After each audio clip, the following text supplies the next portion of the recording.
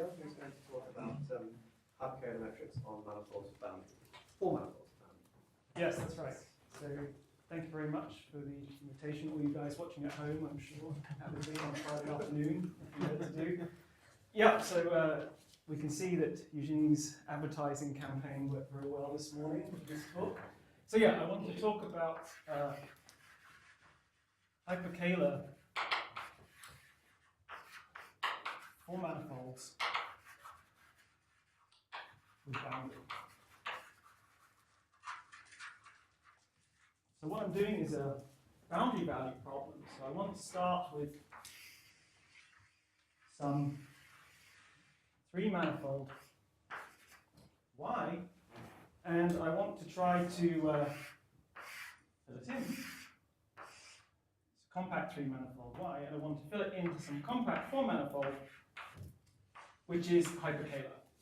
So it's got a triple hyperKaehler omega. Now, of course, to do this, I'm going to need, necessarily, having a hyperKaehler structure on X is going to induce some structure on Y, right? And I'm going to call that structure eta, which is just going to be the restriction of omega to Y. And I'll say what kind of structure that is in a moment. And the question is, if you give me, so that's a necessary condition, and the question is, when is it sufficient? If you give me some Y3 in eta, which could be the boundary of a 4-manifold, when can you actually fill it in? So that's a very demanding question. So I want to, and we have no idea how to solve that, so I want to talk about a related question, which says, well, so for instance, one of the tough things to ask is just even, what is the topology of the fill? You're not describing that initially. So what I'm going to do is make my life simpler and suppose I have a situation like this initially. So I'm given some compact hyperKaehler manifold boundary, and then I change the boundary structure. And I move it somewhere else. And then I ask, when can I follow that deformation in the filling? When can I still fit it into the same 4-manifold? Okay, so that's what I want. And what will so you can even ask this in a very simple situation. There's a very simple example which is already interesting. You could just take X just to be the unit ball in R4 with the flat metric, right? And then your Y is the S3, some standard structure, and this is already an interesting problem, right? You're just going to change the standard structure on S3 and say, when can you fill it into something like Kaehler? Okay. And similar problems have been studied, say in the case of self-dual Einstein metrics. You're changing some structure on S3 and saying what are the possible fillings. Okay, so and I should say that what I'm going to say is going to be joint work with Joel Fine and Michael Singh.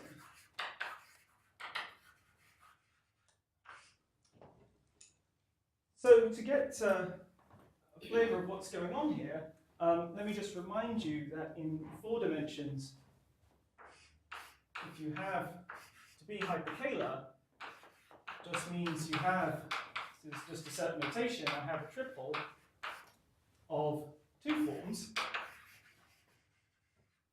which are closed, and they satisfy the following condition, that if I wedge omega I with omega j, then I get, well, I'm just going to put a 2 just for convenience, 2 delta ij times some volume form, mu. So mu is just some volume form. And this is enough to say that you're hyperKaehler in dimension 4. Do this. Okay? So what I want to do now is tell you what is the boundary structure that you get. So let's just have a look at a really simple example, which is just the 4-hole.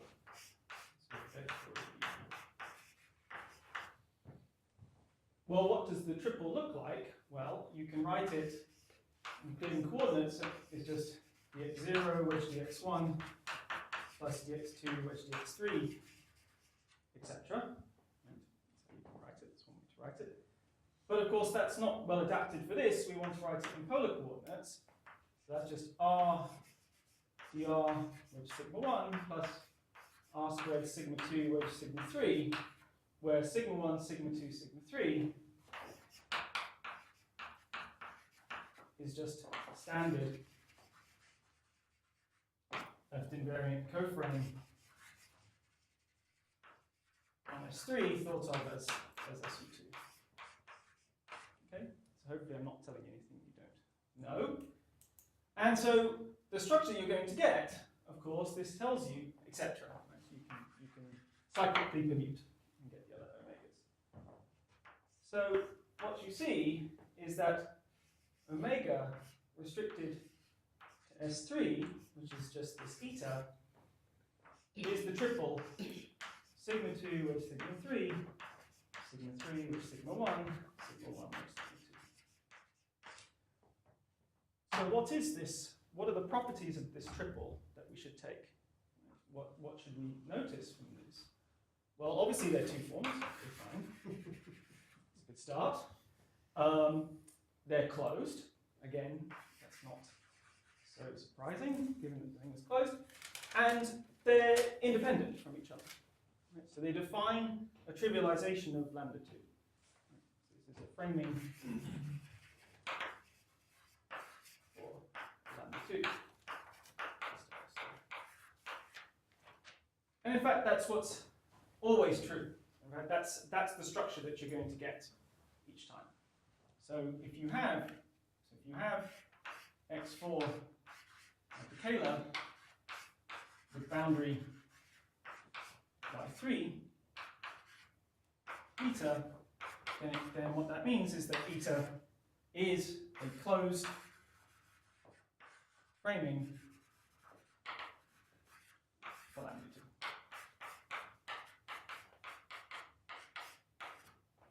All right, that's what you get.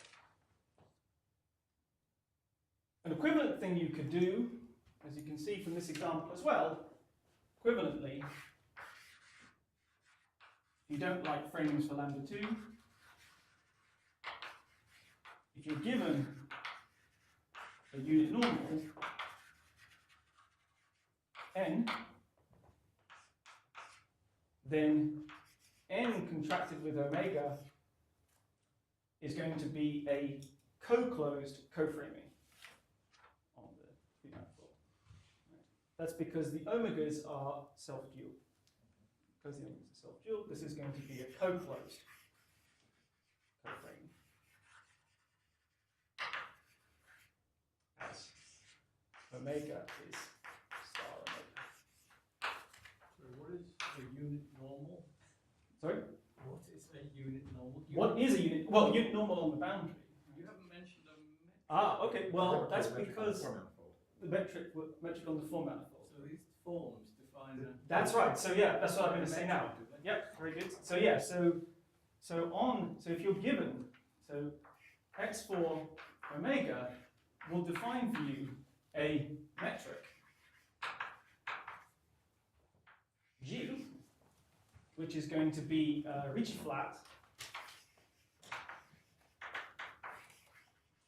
metric. The volume form of the metric is going to be that mu up there. It's the mu. And in fact, it's more than Ricci flat. Its holonomy is going to be contained in SU2. So this is what you would maybe more naturally think of as hyperKaehler. Right? But this is equivalent in dimension 4. Okay.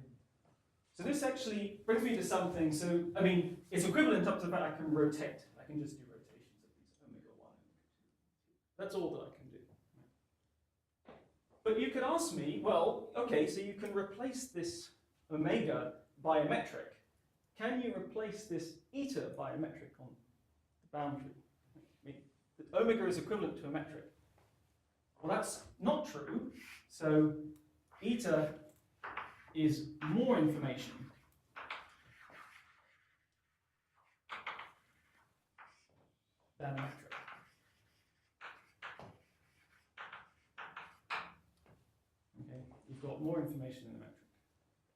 So you can see explicitly in an example. So for example, so how could you get hyperKaehler form manifolds with boundary? Well, an easy way is just to take some ball in a non-compact hyperKaehler manifold, form manifold. So examples, you can take ball in, say for example, T star S2, which has the Gucci-Hansen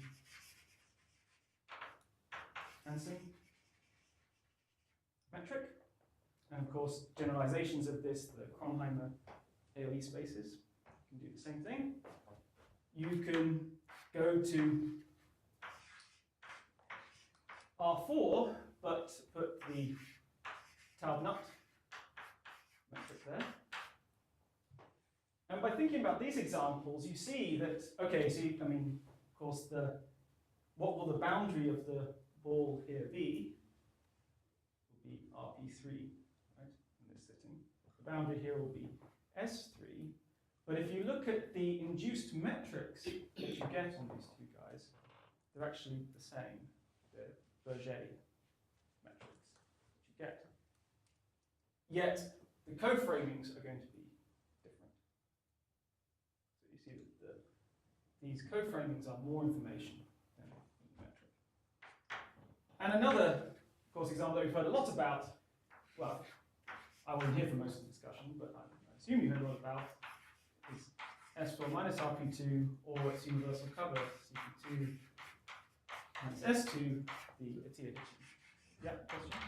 So the point is that not only do you have an induced conformal structure and actually an induced metric on this free manifold, but you also have a flat connection on a tangent. Yeah, right. Yeah, that's right. And its torsion, the torsion of that connection encodes a second fundamental form. Yeah, exactly.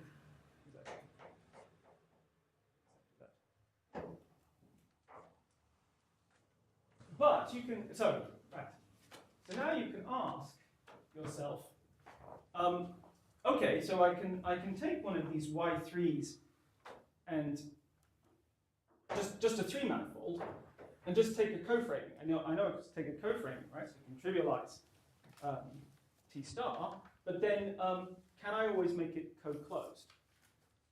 Is that a restriction already on your three manifold? That's a natural question to ask, but luckily Gromov is around, and he tells you that if you're given any Y3 and a co-framing, then you can make it co-closed. You can always make it co-closed. Deform it to be co-closed. That's the H principle. Exactly. Exactly the H principle. So it's no restriction at all. Right? So any three manifold, you can, so given any co-framing in a three manifold, you can always make it co-closed and then look for it as lying in some hyperKaehler four manifold. So you could even ask the question, well, okay, so fine, I can always make it co-closed. Can I do the following trick? Suppose I start with my Y3 eta, and I'm a bit less ambitious, and all I want to do is, rather than fill it in completely, I just want to find some thickening of it. I just thicken it out into a little strip that I'm trying to indicate here. Right?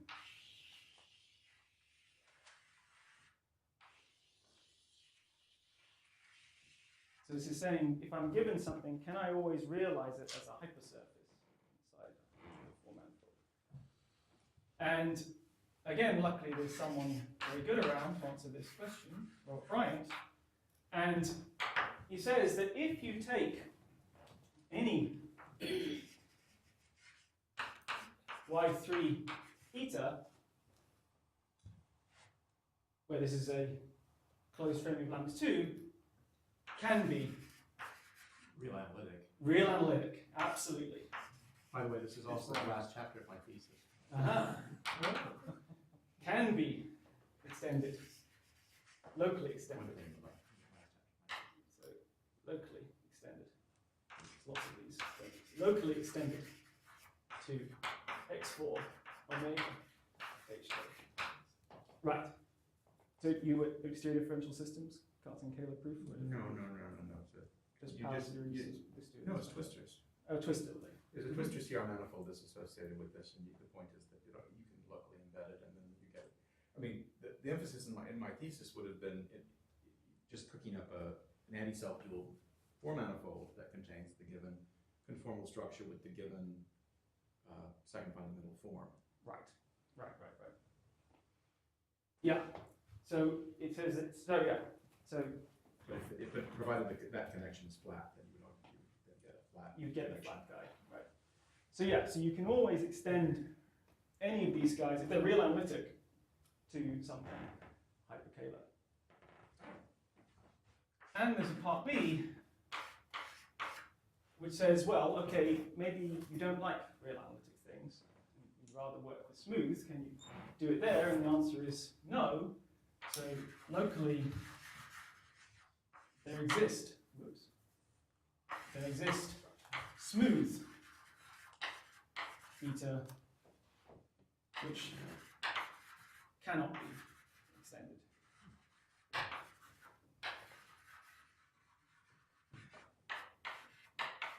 Can you see something of the obstacle to the extension there? Yep. The obstacle is it uses CMC hypersurfaces. So what you can do is you can ask, so this eta, as Claude has already said, it's encoding the second fundamental form. And so you can pick out an equation which defines the mean curvature of this y. And so you can say, let's try and make that thing constant. And if you do that, then regularity theory for CMC hypersurfaces is going to... But this is a two-sided extension. Two-sided extension, yeah, right, exactly. This is the two-sided extension. This is not quite, yeah, that's right. So that's not going to be a problem for us. In what we're doing, because this is the two-sided extension. So there's another way of sort of seeing this back to that, which is, you have a bunch of CR structures on the 3 manifold, and typically smooth CR structures are not embeddable. Right. So it really follows from a construction in Nuremberg, and then later on, I did some things where it's using the whole CR5 manifold. But Right. in fact, in this context, you could just set it up so that at least one of those CR3 manifolds is not locally embeddable. Mm-hmm. Doesn't it also follow from the fact that hyperkinetic is analytic? Yeah, right. Yeah, that's right. Well, all of it is coming. Yeah, but I guess But the subtlety is that there might be some coordinates. There might be in some which- coordinates in which I mean, just writing down something which doesn't look analytic doesn't mean. Sure, but you can use. Well, that's what This- Robert does. That's what gets done there. I think. Yeah, that's exactly what gets done there. Okay, so, right, but as I just pointed out, we only want a one-sided extension, so this is not going to be an issue. And one thing I didn't say, of course, but which hopefully is clear, of course, this extension that you do is going to be unique.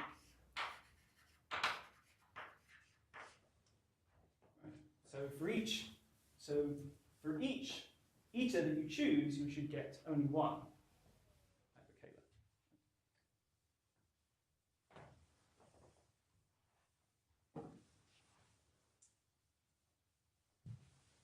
What that tells you is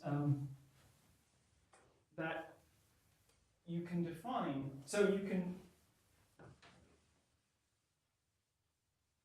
define what's sometimes called a flow. I personally would not do this.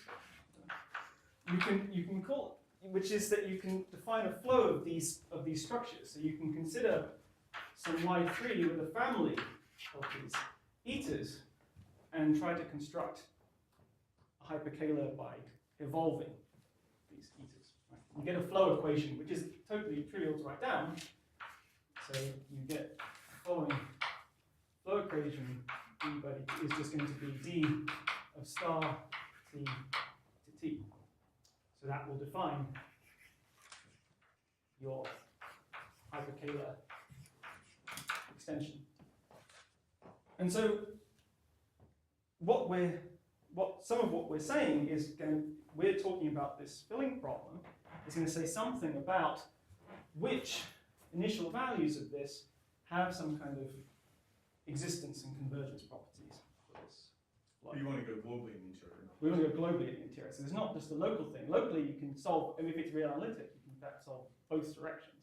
So it's not really a flow, but I mean, people still call it that anyway. They really should. They really should, Yeah. but you know, I can't stop them. I can't stop them. As much as I'd like to. Well, you can try. I can try. I can try to stop them. Well, the thing is, oh yeah. So I've already mentioned Hitchin in this talk. He seems to be mentioned in every talk. But his name gets attached to this too. This is sometimes called a Hitchin flow, if you're thinking about. So we know who to blame. Yeah. Well, he didn't. Well, of course, he didn't call it a Hitchin flow. That's definitely bad form. Okay. So all right. So let's actually get to the meat of things. So what is it that we're going to try to do? We want to solve this deformation problem. So we're going to define a moduli space.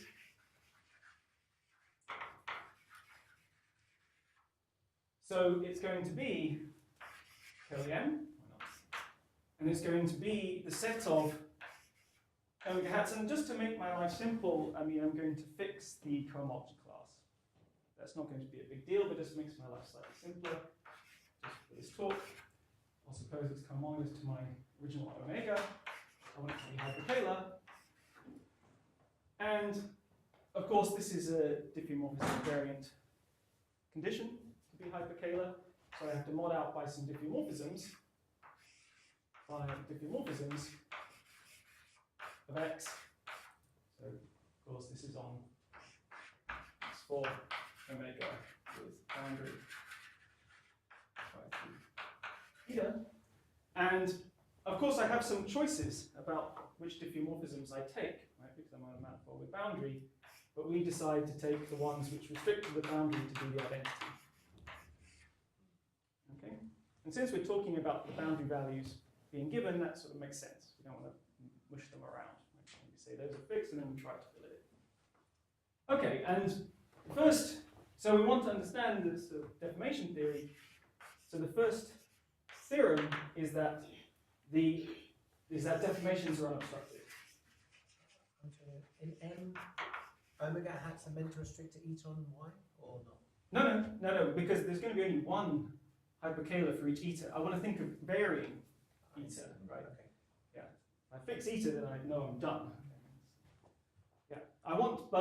So what is the goal? What I want to do is I want to understand this space, but in terms of the boundary values. Right? In terms of the boundary values.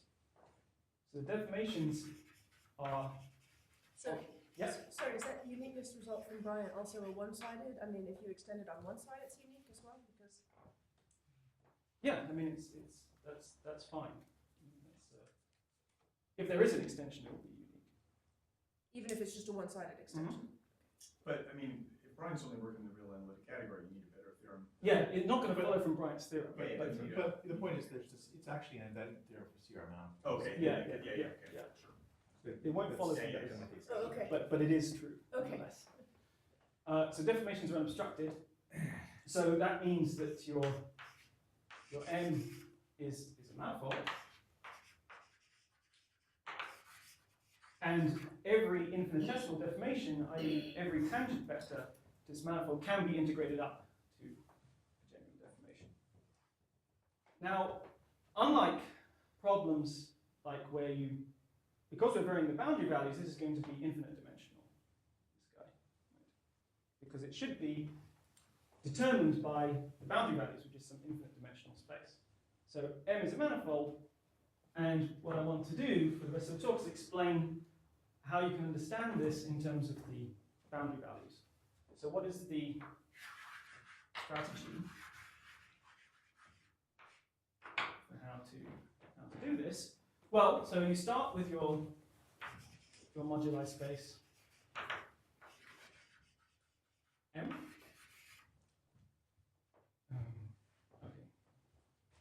And then I want to convert studying this moduli space into, in the standard way, into a nonlinear elliptic PDE.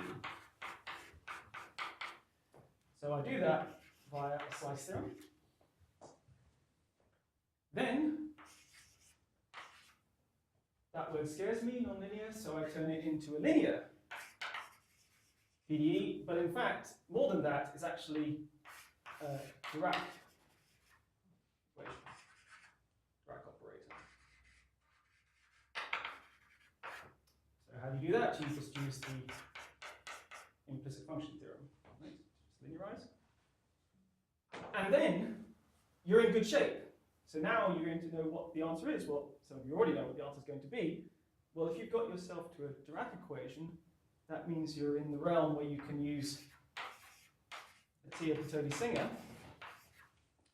And that's going to tell you that solutions depend, you'll get solutions for exactly half of the boundary values determined by a frequency condition. Half of the boundary values.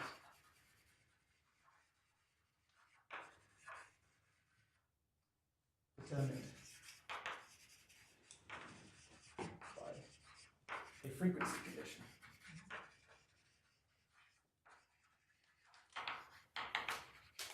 So for those of you who don't know what that means that there's a Dirac operator on the boundary, and you're asking that the boundary value lies in, say, the positive frequency space for that Dirac operator. So it lies in the closure of the sum of the eigenspaces for positive eigenvalues. The symmetric near the boundary is not cylindrical. No, I'm not assuming that. So Jason, just to help me out here, so you have this nonlinear elliptic PDE. Yep. The naive linearization is your linear Dirac equation, and the implicit function theorem is to understand that that linearization is robust in identifying the tangent space. Yeah. No, all it says is that so the statement. Go the other way. I want to go the other way, actually. I want to say that if I can solve the linear equation, then I can solve the nonlinear one. Yeah. Right. That's what I want to do. Yeah. So these are all actually back and forth. Okay. So I think the strategy is hopefully clear. So let me now actually get on to explaining how it works in a bit more detail. So I don't know if you are familiar with the cards paper on the Well, exactly, yeah. So, well, you can say more than me, but right. But this is very, very similar to the study of your positive frequency conjecture by Picard, the self-dual Einstein metrics on the four ball. So it's a very similar story, and that's why I was trying to. Even the ball case is very interesting. So, in fact, the Einstein aspect of that problem is slightly a red herring, because you could just relax the condition that you're filling in by a self-dual metric. It would be, in fact, exactly the same. The Einstein condition creeps in by requiring that the second fundamental, the boundary be umbilic. Mm-hmm. So it's conformally basically like cylindrical to low zero. But I don't. So Picard had some thoughts about that more general case where you relax the second fundamental form condition, but I don't think that what you're doing will follow directly from his. No, not. So what's the relationship between actually your Dirac operator and the one that comes up in Olivier's? Well, I mean, we take a slightly different viewpoint on things, but maybe as I explain it, it will become clear. I mean, I can do that now if you. So I think it's actually essentially the same one. The main difference is that in this problem, so in the other problem you have, if you look at it on the structure of the CR twistor space at the boundary, then in the hyperKaehler case you're going to have a map from that to CP1, and in the case, this Einstein case where the scalar curvature is non-zero, instead you have the analog of a holomorphic contact structure on the boundary. But in both cases, if you were to look at the deformation of the ambient self-dual Einstein metric, then it's going to be governed by H1 of this O of 2 line model. And the basic question is, when you have an element of that cohomology on the CR manifold, does that extend in? Right? So the positive frequency conjecture came from the observation that there was sort of positive and negative decomposition in the round ball case, where half the space extended to one side, half of it extended to the other side. So here you're in a more general situation. You're not just deforming the ball, but it should be very similar. That you could actually think about the CR manifold sitting in the twistor space of the hyperKaehler, and then you really are asking which elements of the D bar first cohomology of O of 2 actually arise as restrictions of H1 of O of 2 from the hyperKaehler. Yeah. And then you could, by Penrose transform, that corresponds to solutions of the Dirac equation on the interior. Yeah. Yeah. So we take a much more naive view of this. So we just go back to, so let me just remind you. So what is it we're trying to do? We're going to look at these omega hats, right? These omega hats which are up there. So they're supposed to be omega plus D of some triple of one forms. So A is just triple of one forms. And you want to impose the hyperKaehler condition. That's what we're going to do. Well, it's closed, let's get started. Then you just need an algebraic condition, right? Was the remainder, remember it was omega hat I, which omega hat j is 2 delta ij times u hat. Everything gets hats, but everything's the same. Okay, that's what you want to solve. So it doesn't look very much Dirac-y or differential anything at the moment. So let's try and sort that out. So, of course, what you see from this equation is you can recover this mu hat from the omegas. You can just write this as 1/3 delta ij times the sum of the omega hats. So omega 1 hat plus omega 2 hat squared plus omega 3 hat squared. Okay?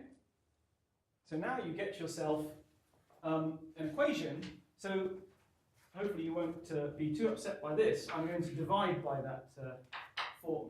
No, you're not supposed to divide by forms, but it's okay. This is volume forms, of course. So I can divide by that. Sum of the omegas squared minus delta ij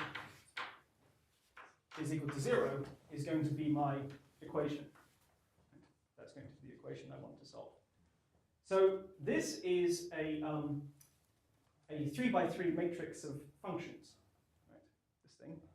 And if we look at it, of course, it's not any old 3x3 matrix, because if I swap I and j, I get the same answer. So it's symmetric. And because I've taken away this delta ij, it's trace-free.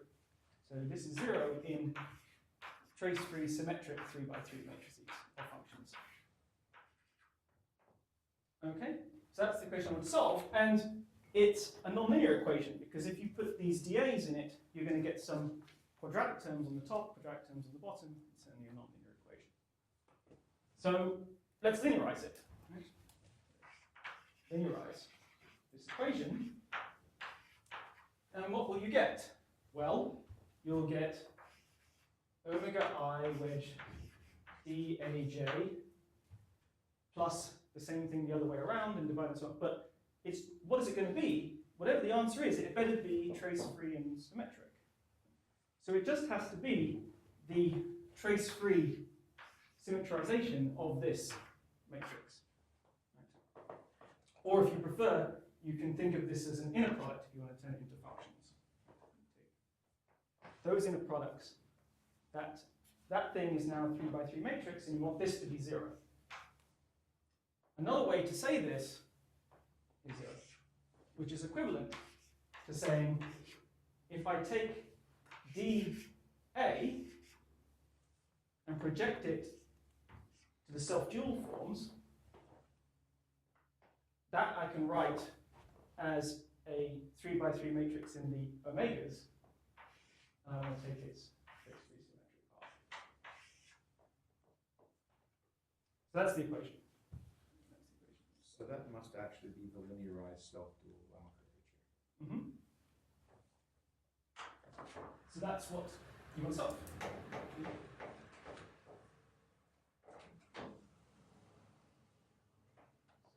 So now you only care about, so just to make it look a bit more Dirac-y, I mean, at the moment you're mapping from some vector bundle with rank 9 to something with rank 5, so it doesn't look so good in terms of elliptic operators. That looks pretty bad, so we better throw in something else. And you can do that, right? Because so we only care about dA, so we can throw in C star A equals 0. So that's choosing transverse traceless gauge. Yeah, exactly. In perpendicular to the action of the diffeomorphism.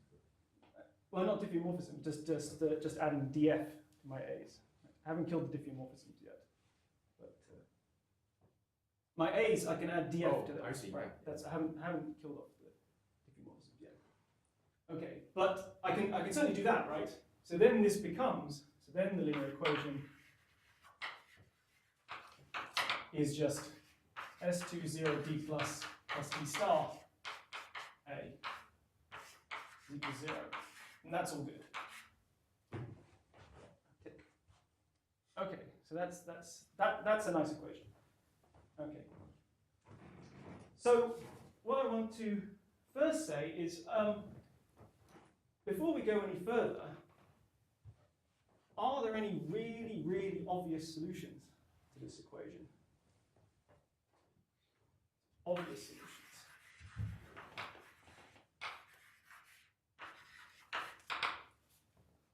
Well, one way to make this happen is just to ask for the dA to be anti-self-dual.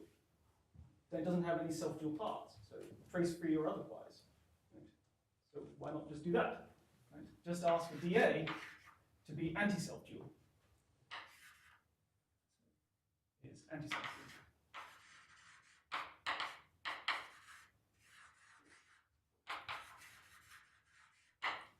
So denote just for notation z2 minus of x to be equal to the exact anti-self-dual two forms. Because remember, I'm restricting to dAs.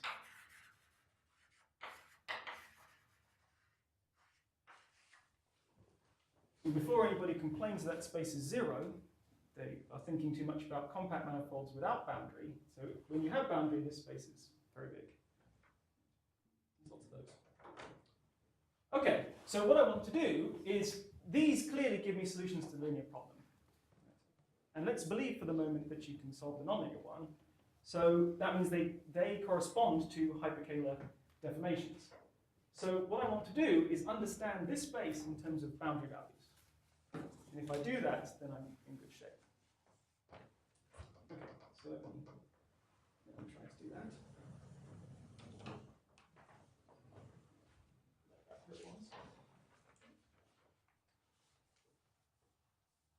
Are there any questions while I'm raising the board?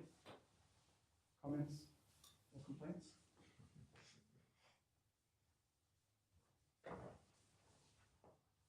Everybody happy? I've got a question perhaps. So, Okay. I mean, within infinite dimensions, so usually I'm sensitive to the question of what topology we're operating when we think of these linearizations, or is that stuff that you fill in afterwards? Well, for this, we're just going to work with, Banach spaces of sections.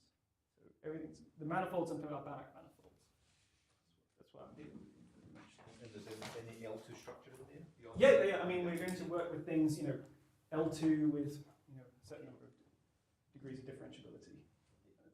So the subleft space version of infinite dimension stuff. Yeah, exactly. We're not using anything complicated. But the stuff is at least bounded near the boundary. Yeah, you have We're to not assume. having things that flow from the family. Yeah, so we assume that. That- We do assume that. Okay, so so what I want to do is say I claim that this thing is very easy to understand in terms of its boundary values. This space. So let me just prove that to you. Let's have a look at a favourite example, which is just look at this space on the four-ball. Okay, so it should correspond to something on. So if I take something in here, zeta in here, then what does it correspond to on S3? So it's going to correspond to something. So let's I don't know what I was going to call it, alpha maybe. It doesn't matter. Psi, which is just zeta restricted to S3. Okay, so this is going to be a space I'm going to call Z2 minus of S3. So what is it? Well, certainly it's closed two forms, right? Such that if I look at, well, so what I want to do is I want to construct something that could have eigenvalues on these guys. So what could I look at? I could look at the following operator such that with respect to the operator D star.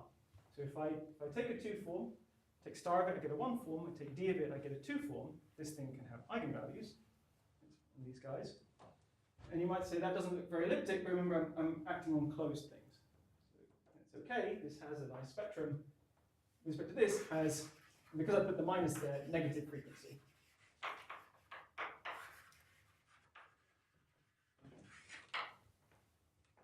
So the paradigm is just like if you look at holomorphic functions, when you solve holomorphic functions, then the boundary data has to be things which have a frequency condition. Then you have to have e to the in theta where n is positive in order for you to be able to solve. It's exactly the same thing here. Right. Yeah. Holomorphic functions on the disk or on the something. disk, On the not disk. something Yeah, high-dimensional. yeah, not something high dimensional. On the disk. Absolutely. On the disk. Yeah, on the disk. Yeah. But in this case, you can do something very similar. And then the statement is that this still works for general X. And just to make my life a bit simpler, I'm going to now assume that the mean curvature, so let me just write it in words, the mean curvature of y in X, hy, is positive. Assume this is a bit simpler, and then the theorem is that, so the first part is something I'm sure is probably known before, that there exists a splitting of the exact two forms Z to y into positive and negative pieces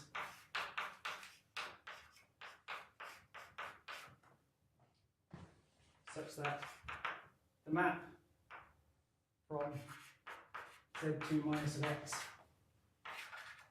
to Z2 minus of Y, which just takes my exact anti-self-dual 2 form and maps it to its boundary value.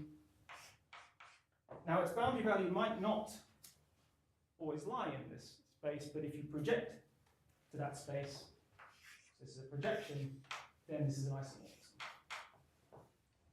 And in this case, there was no need for a projection at all. Straight away, it is in the negative space, but in general, you have to project that space.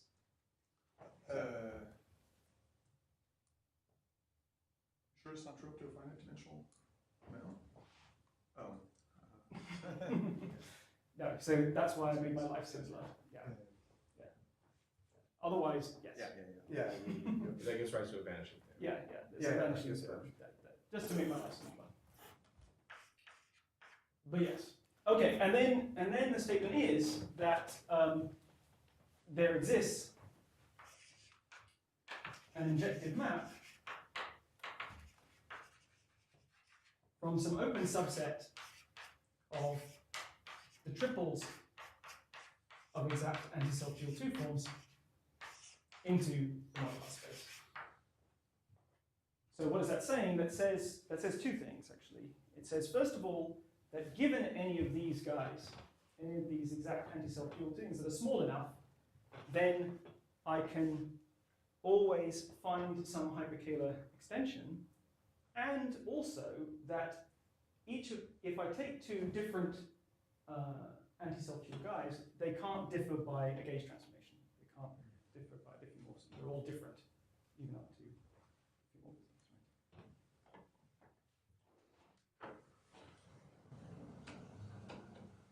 So the natural, obvious question is this map locally projective? So have I found everything? Did I find all the solutions by taking the most obvious ones I could think of? And the answer is no. Okay. That's in the talk now. I will explain why that is. Okay, but it's actually very easy to see why that is. Okay, so let me just explain that. So there's one thing that we didn't take care of. It was that thing that I sort of said a bit quickly when I was defining the moduli space, which was this choice of diffeomorphisms. Because you can do the following. Suppose I have my same picture again. So I have my x here, omega, and suppose it sits inside some bigger hyperKaehler four manifold, right? Just like the ball in R4, right? Well, then I can look at the following thing. I can look at maps f from x to x prime, such that the map from x to f of x is a diffeomorphism. So I push this thing out into the bigger space. And then, of course, what I can do is I can pull back this omega prime, this other hyperKaehler structure that's living out there, and that will give me something hyperKaehler on x. And I certainly haven't got rid of these, right? Because I've moved the boundary. So it's certainly not something that I've dealt with. Okay, so I have to include those in what I'm doing. So how to deal with this? So why is it obvious that those are not equivalent? Well, it's not obvious, but fact. But in fact, but you could take a really simple example. If okay, let me. There's CR curvature of a real hypersurface in C2, right? So for each complex structure, you're definitely going to be able to just if you take something that if you take the three spheres sitting in C2 and you just wiggle a little piece of it, it goes back to Eddie Carton that you get something which is locally inequivalent typically. So there actually is a curvature tensor associated with it, and that will typically change from being 0 for the flat sphere. So in the same way, all of these local invariants will change for each of the different complex structures. So you've got a huge amount of freedom there with these kind of wiggles. Yeah, exactly. And you can take a really simple one, which is you just enlarge the sphere and pull it back, and you'll get multiples of the thing you started with. So that's good self-dual, not anti-self-dual. So, right. But I mean, there's lots of ways to see. But how to deal with this? Well, you need to get to understand what happens. Of course, we've killed off some of this because the ones which are the identity on the boundary we've got rid of. So we want to. So let's have a look at just the linearized picture. Linearize the action. Then you get so this is L acting on a vector field. So V is a vector field on X. Well, that's just the Lie derivative in the direction of V of omega. Right? That's the linearized action. Omega's closed, so Cartan's formula tells you that this is just d of V hook omega. Right? That's the action. And so then we want to understand the slice. Well, the slice should be kernel of the adjoint, right? Is the kernel of L star. So where? What is L star? L star of omega hat is going to be, well, you have to undo the D, that's D star, and then you have to undo this. This is J dot. So where J is the triple of complex structures that you have associated with omega.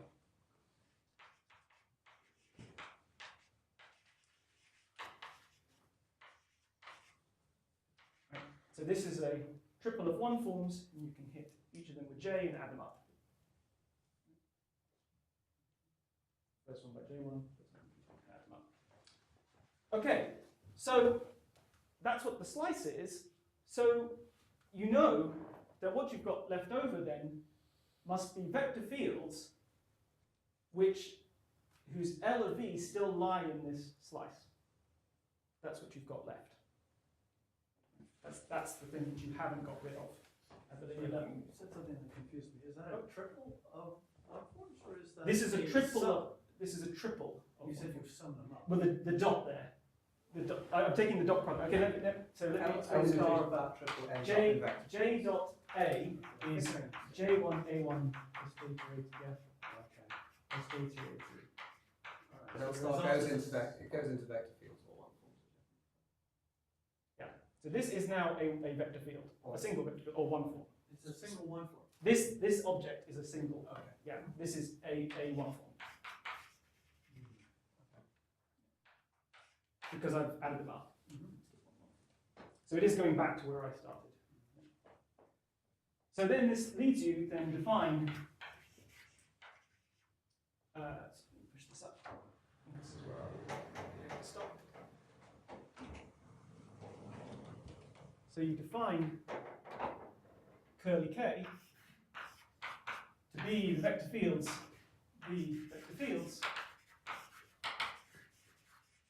such that L star L of V is there.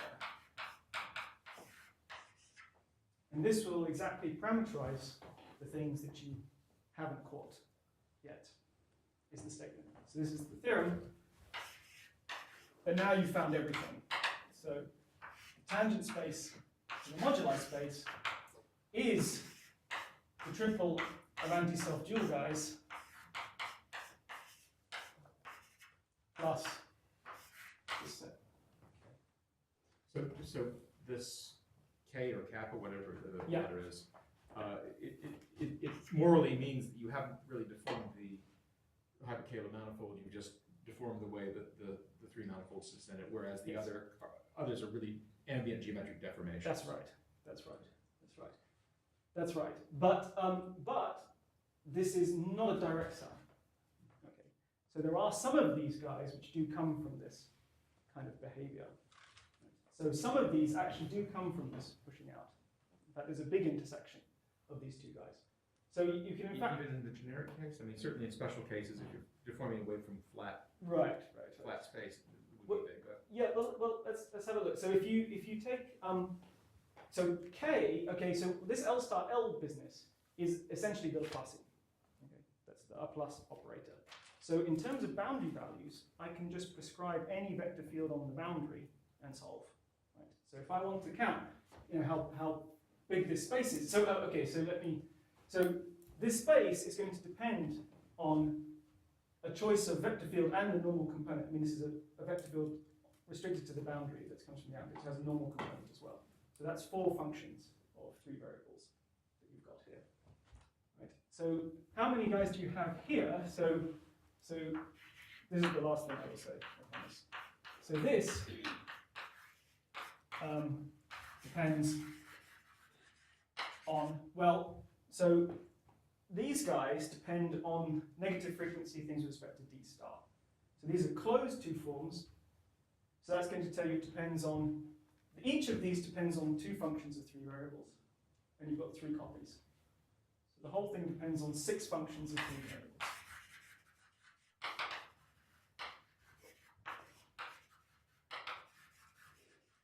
This one depends on 4, but we really only care about the intersection with this guy. UK intersect the space above, and you want to say how big is it, well, this, in fact, corresponds to the kernel of a Dirac operator, again.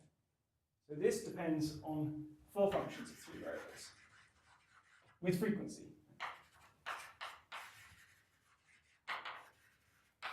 Yeah, I mean, there's frequency in the line above. There's frequency in the line above as well. So this is with frequency, with frequency. Here was with no frequency. So you can split this guy up into some that satisfy frequency and the other ones, but you can solve for all of them in here, only half of them in here. So the overlap is going to be these 4 functions of 3 variables. So in the end, the true degrees of freedom,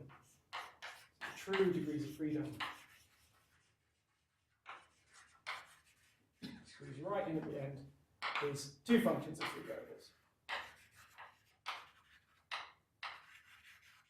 Which is exactly what Cartan tells you it has to be. So we have, in fact, counted things correctly. Okay, I think I'll stop there.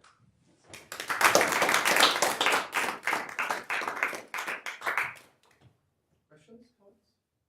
So the way you set it up, you can actually realize every element of this formal tangent space by an actual deformation. That's right. Have you thought about trying to revisit the positive frequency conjecture it's a slightly different problem, but you're trying to, it really comes down to the fact you have this extra constraint that the boundary is totally umbilic. The second fundamental form has trace root or identically 0.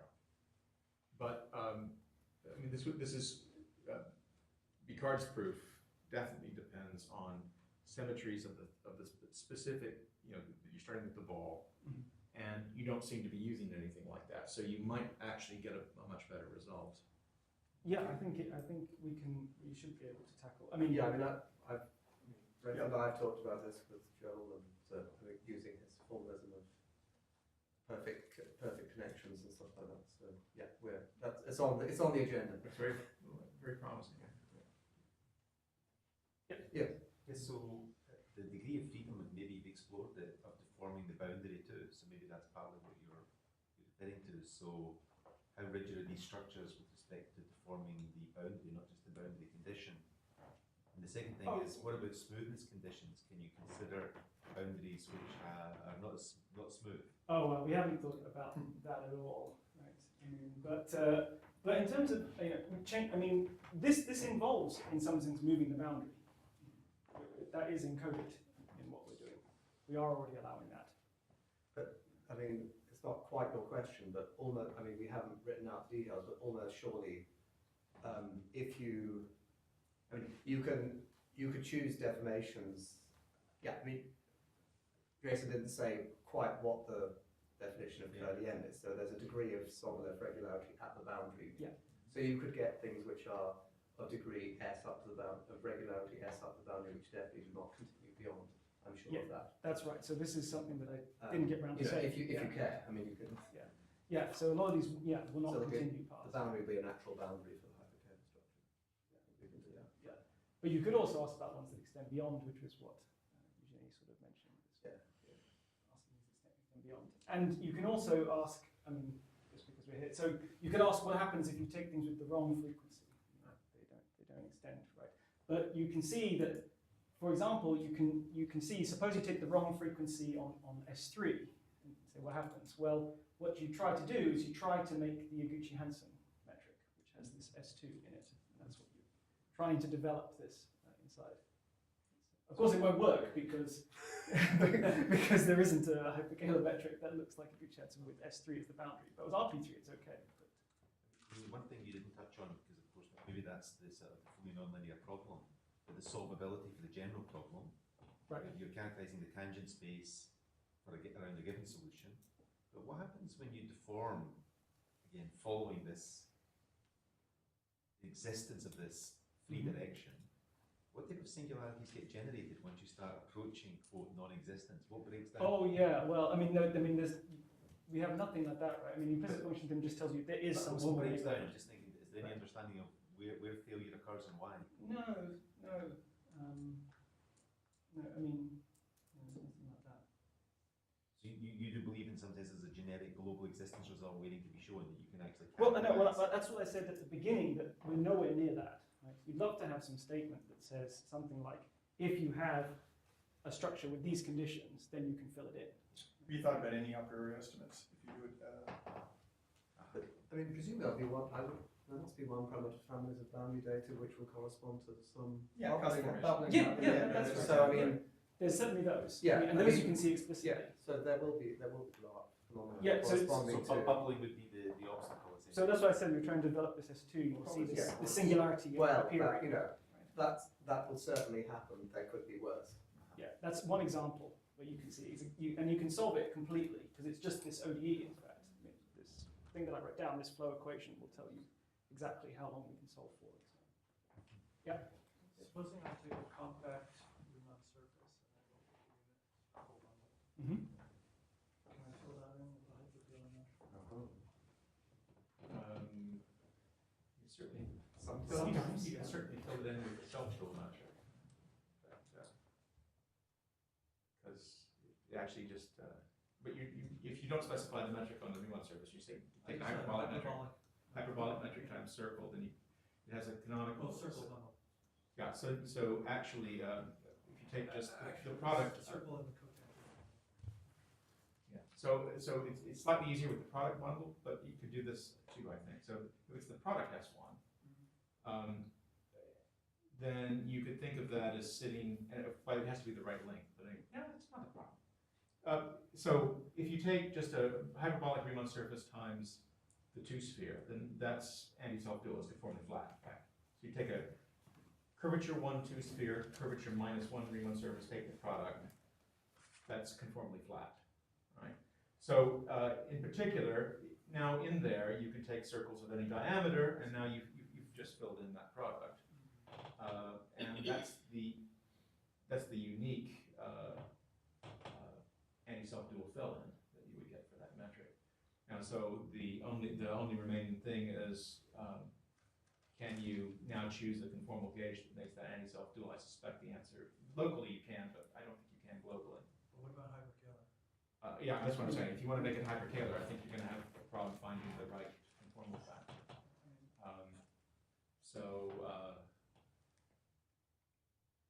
Don't I have to have a globally convertible, globally numerator zero, or with a two form? I would have thought I have to choose the.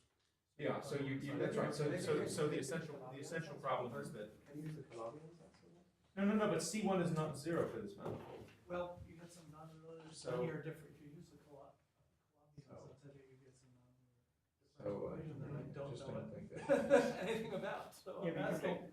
Perturbably is. I can. Yeah.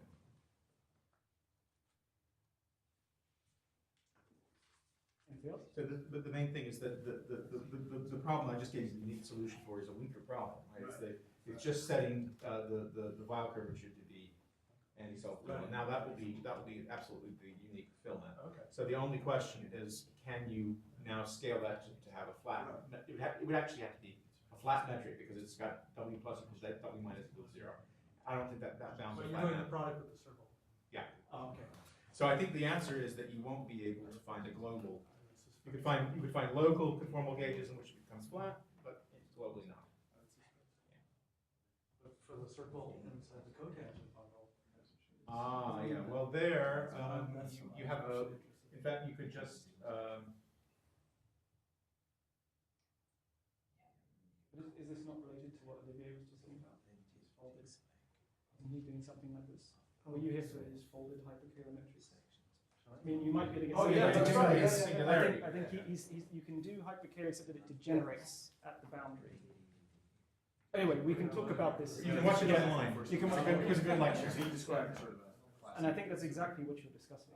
But I mean, you could also. You could come in just a bit from the fold and then. Yeah, then you would have. Yeah. So Okay. there are plenty. Yeah. Would seem to be honest. Yeah. And then they talk about this? Yeah. Yeah. I'll be able to copy. Yeah, it'll be- Anything else? Just throwing out one more thing. So for these singularities that's bubbling off, are there not concepts of weak solution or regularized problems? Well, as I said, it's, So well, yeah, I mean, you utilise to try and capture these? This is all happening at whatever regularity you want, up to the fact it has to be bounded. I mean, you can stick in small regularity if you want to, but I mean, as I said, it's not really a flow like thing. It's not a true flow. Right? Because like the Hamilton-Jacobi equation is often studied by, there's singularities there, and you regularise with a viscosity, which you then send to zero. Yeah, It's a yeah, selection I know what you mean. mechanism. So just wondering whether Yeah, there's. yeah. It's not the sort of thing